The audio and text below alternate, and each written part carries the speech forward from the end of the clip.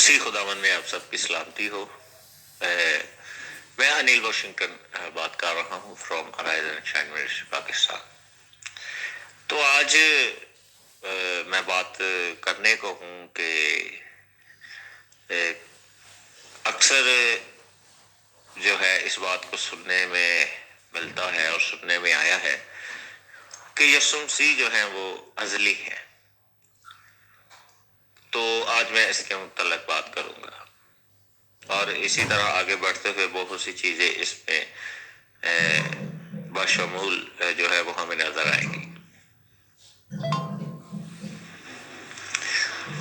تو اے میرے عزیزو، ہم جب دیکھتے ہیں خدا کے کلام کو تو بہت سی ایسی آیات ہے جو اس بات کی جانب ہمیں توجہ مرکوز کرواتی ہوئی محسوس ہوتی ہیں کہ یسوع مسیح جو ہے وہ پیدائش سے پہلے بھی موجود تھے، بلکہ اکثر پیدائش کی کتاب کے حوالہ جات کو استعمال کیا جاتا ہے کہ وہاں پر کلام ہے، پھر خدا ہے اور روح ہے، اور یہاں سے ہی ہمیں تثلیث فی التوحید کی ایک بنیاد جو ہے وہ تثلیثیوں کی جانب سے جو ہے وہ بیان کی جاتی ہے اور دلائل کے طور پر رکھتے ہیں۔ بہرحال میں کسی کے عقیدے یا ایمان پر بات کرنے کو نہیں ہوں۔ اصل میں سب سے پہلے اس بات کو یاد رکھنا ضروری ہے کہ ازلی کا مطلب کیا ہے۔ ازلی کا ورڈ جو ہے وہ آپ کے اس دورانیے کو ظاہر کرتا ہے جس پر وقت کا اطلاق نہیں ہوتا، یعنی وہ وقت اس پر لاگو نہیں ہوتا، تو وہ حصہ ہم ازلی اسے کہتے ہیں، وہ ازلی کہلاتا ہے۔ اب جب ہم اس بات کو دیکھتے ہیں، اس دور کو، اب ظاہری بات ہے میں دور اس لیے کہہ رہا ہوں، کچھ تو بیان کرنا ہے، تو ویسے دور یا ادوار کا جو تعلق ہے وہ وقت کے تابع ہوتا ہے، لیکن میں آسانی کے لیے بات کو کرنے کے لیے میں وقت دور ہی استعمال کروں گا، لیکن یہ اس دور کی بات کر رہا ہوں جس پر وقت لاگو نہیں ہوتا۔ اور اس کے لیے ہم دیکھتے ہیں کہ جب خدا نے ابتدا میں زمین و آسمان کو پیدا کیا یا بنایا، اور اس کے بعد پہلے دن، دوسرے دن، تیسرے دن، چوتھے دن، پانچویں دن، چھٹے دن اور پھر ساتویں دن یعنی شباٹ ڈے جو ہے، جب خدا نے بنایا ان تمام چیزوں کو، تو خدا اس سے پہلے موجود تھا، اور خدا کے ساتھ جو ہے یوحنا 1 اس کی پہلی آیت کے مطابق، یعنی کلام خدا کے ساتھ موجود تھا۔ اب خدا جو ہے وہاں پر ازلی ہے، متکلم ازلی ہے، یعنی متکلم خدا ہے، وہ ازلی ہے، یہوہ پاک ازلی ہیں، اور ان کے ساتھ جو کلام تھا وہ بھی ازلی ہے، کیونکہ وہاں پر کلام جو ہے لوگوس یعنی خیال اور سوچ کی صورت میں موجود تھا، اور یہ سوچ اور خیال آپ سب جانتے ہیں کہ یہ ساتھ نہیں ہوتے، مطلب الگ طور پر نہیں ہوتے، بلکہ ساتھ یعنی ود کا جو ورڈ ہے وہ دو چیزوں کو آپس میں جوڑتا ہے، انہیں ریلیٹ کرتا ہے، ریلیشن شپ بناتا ہے۔ تو ساتھ کا ورڈ جو ہے، اگر خدا کا کلام جو تھا وہ خدا کے ساتھ تھا، تو وہ ساتھ مین ان کے اندر تھا، کس صورت میں؟ سوچ اور خیال کی صورت میں۔ تو یہاں پر جو ہے خدا بھی ازلی ہے اور اس کا کلام بھی ازلی ہے۔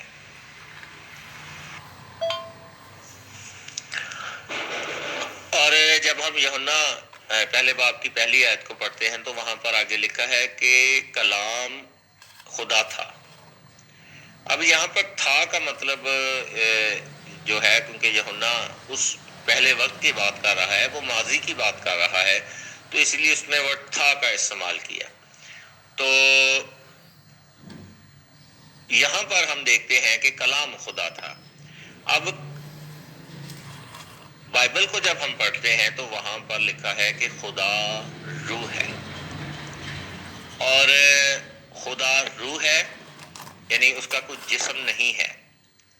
سپوز آپ ایک روشنی لگا سکتے ہیں، لائٹ لگا سکتے ہیں، ایک بھاپ کی طرح، ایک فوگ کی طرح آپ لگا سکتے ہیں۔ یہ الفاظ میں سمجھانے کے طور پر کر رہا ہوں، ایسا نہیں، میں یہ نہیں بتا رہا آپ کو کہ وہ دھند ہے، وہ کوئی دھواں ہے، ٹھیک ہے، یا وہ کوئی بلب سے نکلنے والی روشنی ہے، سپوز کر رہا ہوں، کیونکہ ہمیشہ ان الفاظوں کا استعمال میں اس لیے کرتا ہوں تاکہ ہر شخص جو ہے وہ اس کے ذہن کے اندر ایک کنسپٹ جو ہے وہ بن جائے اور وہ چیزوں کو سمجھ سکے آسانی سے۔ تو یہاں پر ہم دیکھتے ہیں کہ خدا کا کلام بیان کرتا ہے خدا روح ہے، یعنی سپوز آپ ہوا لگا لیں، ٹھیک ہے، جو دیکھی تو نہیں جا سکتی، نہ ہوا کی کچھ شکل صورت ہوتی ہے، لیکن محسوس ہوتی ہے، اس کا وجود ہے۔ اسی طرح بائبل بیان کرتی ہے کہ خدا کا کلام زندگی بخش کلام بیان کرتا ہے کہ خدا روح ہے۔ اب جب یہ روح جو ہے یہ ازلی ہے، یعنی ابتدا سے پہلے ہے، تو وہاں پر یہ روح جب کام کر رہی ہے تو یہ اپنے آپ کو الوہیم یا خدا کی صورت میں بیان کر رہی ہے، تحریری صورت میں۔ جب لکھا گیا تو لکھا گیا خدا نے، تو روح خدا کے طور پر ہمارے سامنے جو ہے اپنے آپ کو ظاہر کر رہی ہے۔ اب اس کے اندر وہ خیال، وہ ارادہ، وہ منصوبہ جو وہ اپنے اندر روح کے اندر موجود ہے، جو خدا کی صورت میں اپنے آپ کو ظاہر کر رہی ہے، یعنی ہم یہ کہہ سکتے ہیں خدا روح ہے، ٹھیک ہے، اور وہ خدا جو روح ہے وہ اپنے اندر اس ارادے، منصوبے کو، پلان کو، اپنی سوچ کو، خیال کو جب ظاہر کر رہا ہے، اب یعنی خدا جو ہے، جو روح ہے، روح خدا جو ہے وہ اپنے اندر کلام جو سوچ اور خیال کی صورت میں ہے، جب اسے کلام کی صورت میں ظاہر کرتا ہے، یعنی وہ سوچ الفاظوں کی صورت میں ظاہر ہو رہی ہے، جملہ بندی کی صورت میں ظاہر ہو رہی ہے، متکلم سے صادر ہو رہی ہے، اس کے منہ سے بیان ہو رہی ہے۔ لکھا ہے خدا نے کہا ہو جا اور وہ ہو گیا۔ تو وہاں پر خدا کی خدائیت، اس کی قدرت جو ہے وہ اس کے کلام سے ظاہر ہو رہی ہے۔ کہتے ہیں کہ جب تک وہ خاموش رہے تو ہمیں کیسے پتہ چلے گا اس کے ٹیلنٹ کا، لیکن جب وہ بولے گا تو ہمیں اس کی خاصیت کا، اس کے ہنر کا، اس کی ذات کا، اس کی شخصیت کا معلوم ہوگا، اس کے ٹیلنٹ کا، اس کے رتبے کا، اس کے معیار کا اندازہ ہوگا۔ یعنی کلام جو ہے وہ خدا کی خدائیت کو، قدرت کو جو ہے وہ ظاہر کرتا ہے۔ اور یوں جو ہے، جیسا میں نے کہا کہ یوحنا پہلے باب کی پہلی آیت کلام خدا تھا، تو وہاں پر جو کلام ہے وہ خدا کی خدائیت کو ظاہر کر رہا ہے، اور خدا کی خدائیت اور قدرت ظاہر ہوگی تو ہمیں معلوم ہوگا کہ یہ خدا ہے، یہ لافانی ہے، یہ ابدی ہے، واٹ ایور، اور بھی جو بھی خدا کی خدائیت کے لیے اب جہاں تک جو بھی الفاظ بائبل مقدس میں ہے یا آپ اندر رکھتے ہیں یا آپ سوچ سکتے ہیں یا کہہ سکتے ہیں، تو وہاں پر کلام جو ہے وہ خدا ہے، کیونکہ خدا جو ہے اس کو ہم تب ہی خدا کہیں گے جب اس کے کلام سے ہمیں اس کے متعلق پتہ چلے گا۔ اسی لیے خدا جو ہے وہ اپنے کلام سے اپنی خدائیت کو، قدرت کو ظاہر کرتا ہے، اور اس طرح سے کلام سے جو ہے وہ خدا ظاہر ہوتا ہے۔ معذرت چاہتا ہوں۔ اور وہاں پر اس لیے یوحنا نے لکھا کہ کلام خدا تھا یا خدا ہے۔ تو یہاں پر ہمیں متکلم اور اس کا کلام، اس کے اندر اور اس کے صادر ہوتا ہے، تو وہ ہمیں ازلی جو ہے وہ نظر آتا ہے، کیونکہ خدا نے ابتدا میں زمین و آسمان کو پیدا کیا تو پیدا ہونے سے پہلے خدا موجود تھا، اور خدا روح ہے، اور روح نے خدا کی صورت میں اپنے آپ کو ظاہر کیا، اور خدا کی خدائیت قدرت جو ہے وہ ہمیں کلام سے نظر آتی ہے. اسی لیے کلام خدا ہے کیونکہ وہ اس کے اندر ہے، اور اندر سے ظاہر ہوتا ہے، باہر آتا ہے، یعنی انر ہے. کلام انر پوزیشن رکھتا ہے متکلم کے اندر.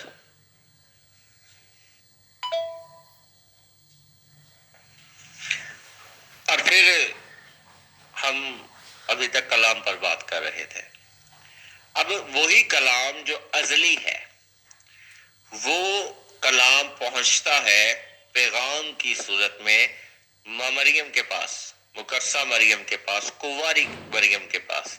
اب وہی کلام جو ہے اسے جو ہے مریم، کنواری مریم جو ہے، مقدسہ مریم جو ہے وہ قبول کرتی ہے، تیرے قول کے موافق ہو. تو وہاں پر قبولیت ہوتی ہے کلام کی، یعنی بشریت جو ہے وہ کلام کو قبول کر رہی ہے،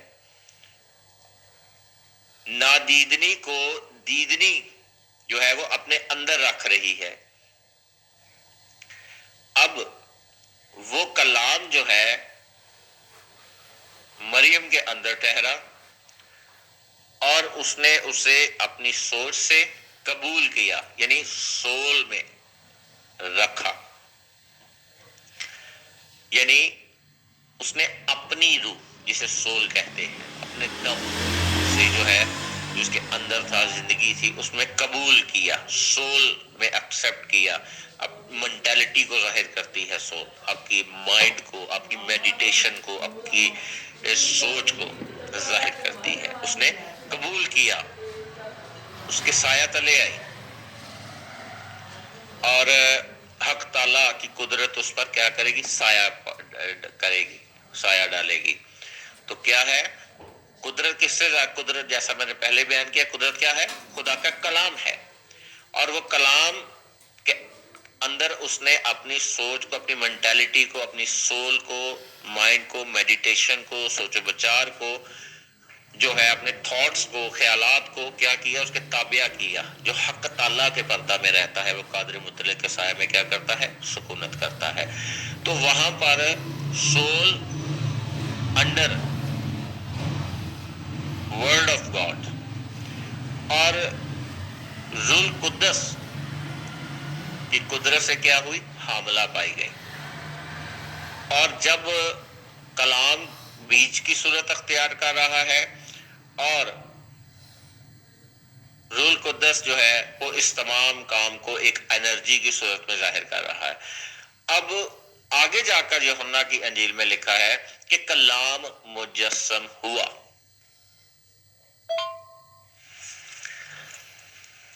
اب اکثر لوگ اس بات کو لیتے ہیں کہ کلام مجسم ہوا، اور اگر کلام ازلی ہے تو یسوع مسیح بھی ازلی ہے.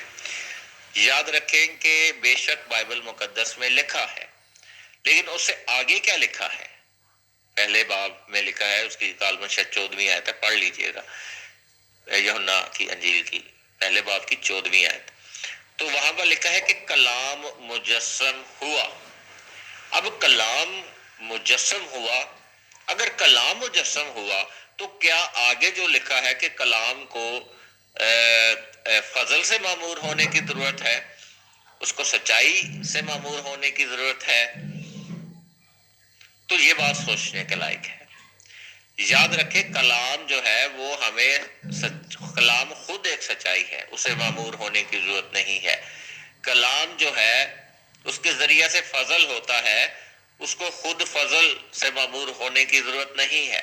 تو یہاں پر کلام مجسم ہوا لکھا ضرور ہے، لیکن اگلی آیات کو جب آپ پڑھتے ہیں تو اس سے ظاہر ہوتا ہے کہ اگر کوئی یہ کہے کہ پھر کون مجسم ہوا، تو پھر آپ کہہ سکتے ہیں کہ بیٹا مجسم ہوا، یعنی یسوع مسیح جسم میں آئے، اور کلام وہ جو بشر تھا یعنی یسوع مسیح مجسم ہوئے، بیٹا مجسم ہوا، اور وہ کلام ان کے اندر سے ظاہر ہوا، اور وہ بدن جو تھا، وہ جسم جو تھا، یسوع مسیح جو ہیں وہ فضل اور سچائی سے معمور ہوتے گئے۔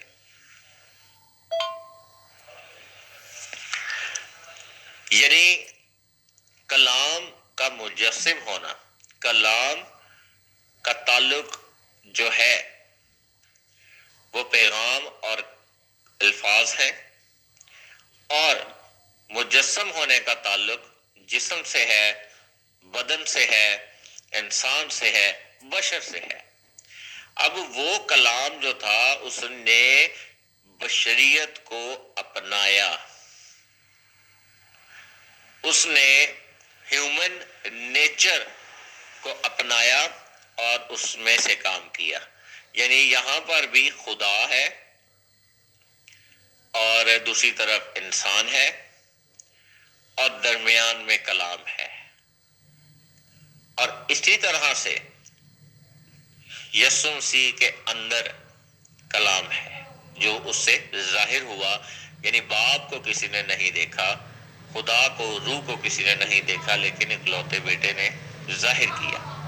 تو یہاں پر کیا ہے؟ یسوع مسیح ازلی نہیں ہے، وہ وقت کے تابع ہیں، وہ شریعت کے تابع پیدا ہوئے، وہ ماں مریم سے پیدا ہوئے، لیکن کلام خدا ہے، کلام ازلی ہے، وہ پیدا نہیں ہوا، وہ مجسم ہوا۔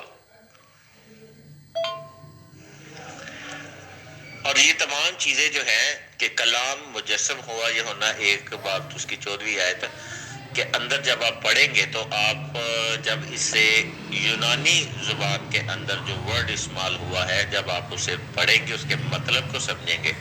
یعنی کلام جو ہے، خدا کی خدائیت جو ہے، اس کی قدرت جو ہے، وہ ہیومن نیچر کی صورت میں ہمارے اوپر ظاہر ہوئی، یا اس میں سے ہو کر ظاہر ہوئی۔ یعنی یسوع مسیح کے اندر انسانی روح تھی، ہیومن نیچر، ٹھیک ہے، ہیومن نیچر تھی وہ اور ایک جگہ پر لکھا ہے کہ یسوع مسیح انسان ہے، درمیانی ہے۔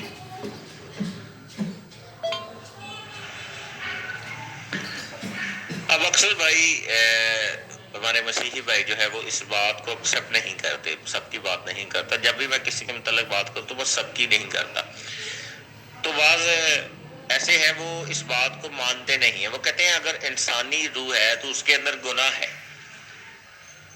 تو نہیں، ایسا نہیں ہے، بالکل بھی ایسا نہیں ہے، انسانی روح میں گناہ نہیں ہے، انسانی روح میں گناہ نہیں ہے، بلکہ انسان کی روح جو ہے وہ گناہ آلودہ ہو سکتی ہے یا ہو جاتی ہے۔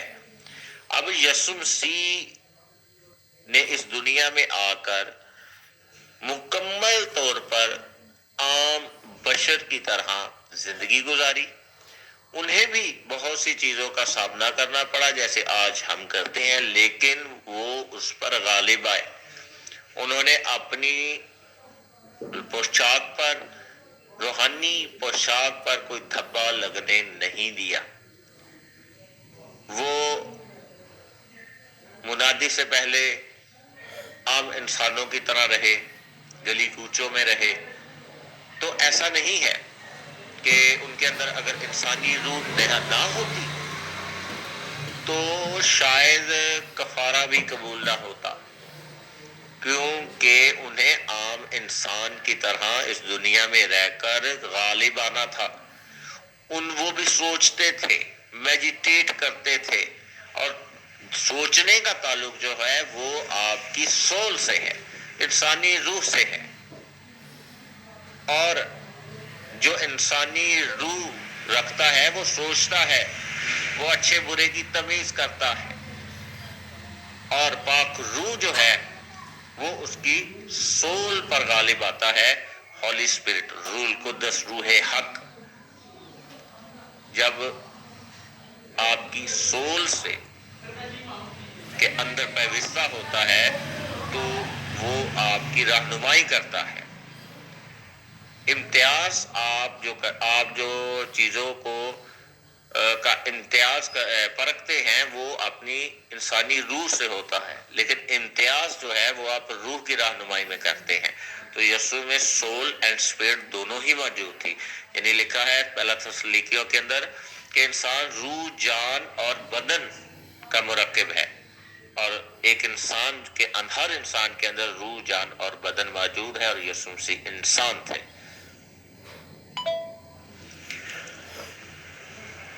اور جب ہم پہلا پطرس پہلے باب کی 20ویں آیت کو پڑھتے ہیں تو وہاں پر لکھا ہے کہ اس کا علم بنائے عالم سے پیشتر تھا، لیکن ظہور اخیر زمانہ میں ہوا۔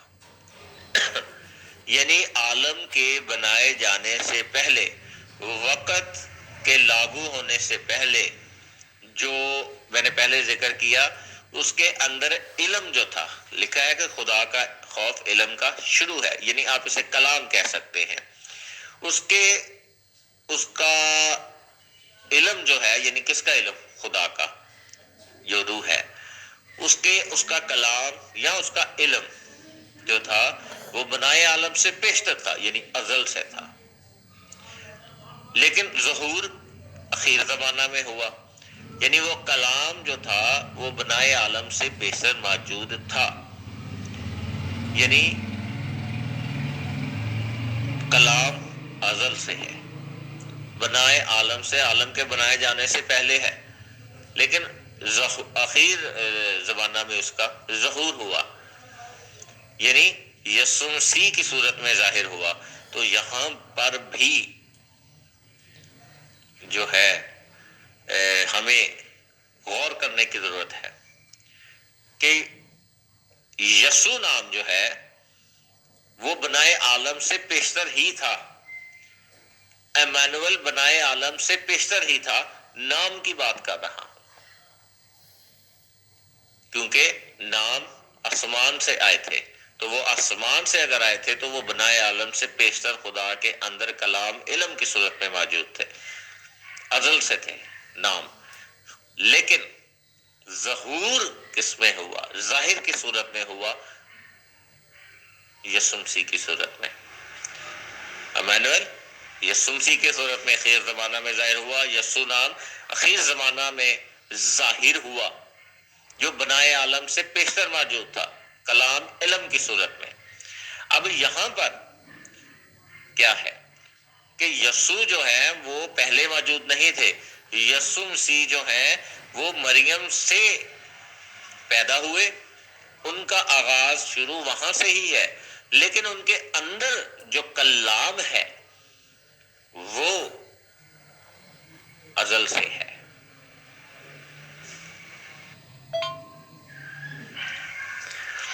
پھر ایک اور ہم دیکھتے ہیں ملاکی کی کتاب میں کہ بلکہ میں پہلے پیدائش کی بات کرتا ہوں۔ خدا نے جب چھٹے دن انسان کو بنایا، اور پھر آگے جب ہم پڑھتے ہیں جب تمام چیزیں تخلیق ہو گئی، اور لکھا ہے کہ خدا نے مٹی لی اور اس سے آدم کو بنایا، یعنی آدم کو بنایا مٹی سے، ایک پتلا، ایک مجسمہ، ایک مورت بنائی، جو بھی آپ سمجھ لیں، جو بھی کہہ لیں، ایک مٹی سے ایک سٹیچو بنایا، اور اس کے نتنوں میں زندگی کا دم پھونکا، تب انسان جیتی جان ہوا۔ یعنی جب انسان جیتی جان بنتا ہے، جیسے آپ ہے، میں ہوں، یسوع مسیح تھے، اور ہر بشر کی بات کر رہا ہوں، تو انسان جو ہے اس کے اندر جو روح پھونکی گئی وہ سول ہے، دم ہے۔ اور یہاں پر اس بات کو سوچیں کہ آدم روح کے لیے بنا کہ روح آدم کے لیے تھی؟ ذرا غور کیجیے گا۔ تو یہاں پر یقیناً یہ بات صداقت ہے اور درست ہے، سچائی پر مبنی ہے کہ روح پہلے تھی اور آدم بعد میں تھا، یعنی آدم روح کے لیے بنا کہ روح آدم کے لیے تھی؟ یقیناً آدم روح کے لیے نہیں تھا، روح آدم کے لیے تھی، یعنی روح پہلے ہے اور پھر آدم ہے۔ جب آدم کو بنایا گیا تو وہ روح کے لیے نہیں بلکہ پہلے روح تھی اور روح آدم کے لیے تھی، اور ملاکی کتاب میں اسی بات کو ظاہر کیا گیا ہے کہ کیا اس کے پاس اور ارواح نہ تھی کہ اس نے ایک کو ہی چنا؟ تو یہاں پر بھی یہ بات جو ہے وہ ثابت ہو جاتی ہے، اور خدا کا کلام اس سچائی کو بیان کرتا ہے کہ یسوع مسیح جو ہے ان کے اندر جو روح تھی وہ باپ سے صادر ہوئی، اور ہر ایک کی وہاں سے ہی ہوتی ہے، کیونکہ آج ہمارے نتنوں میں زندگی کا دم ہے، اور اسی لیے ہم یہ کہہ سکتے ہیں کہ میں باپ سے نکلا، میں باپ میں سے نکلا۔